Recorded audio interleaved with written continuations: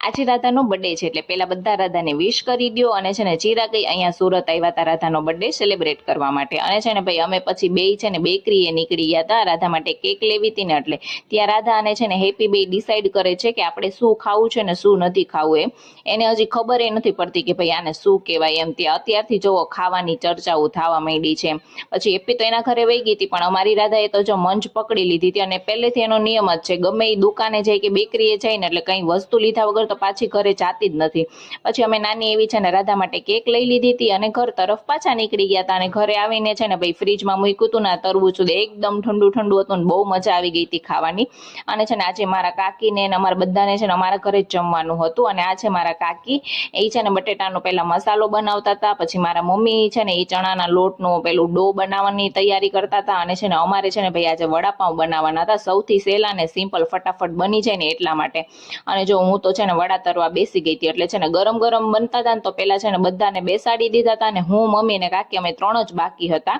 અને પછી છેલ્લે છે ને અમે ત્રણેય જમી લીધું હતું અને પછી જો રાધાનો બર્થડે સેલિબ્રેટ કરવાનો હતો ને તો આગળનો વિડીયો તમે જાતે જ જોઈ લો.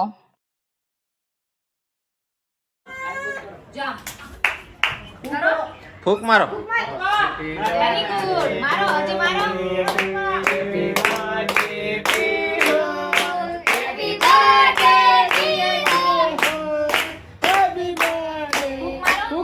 ફૂક મારો ફૂક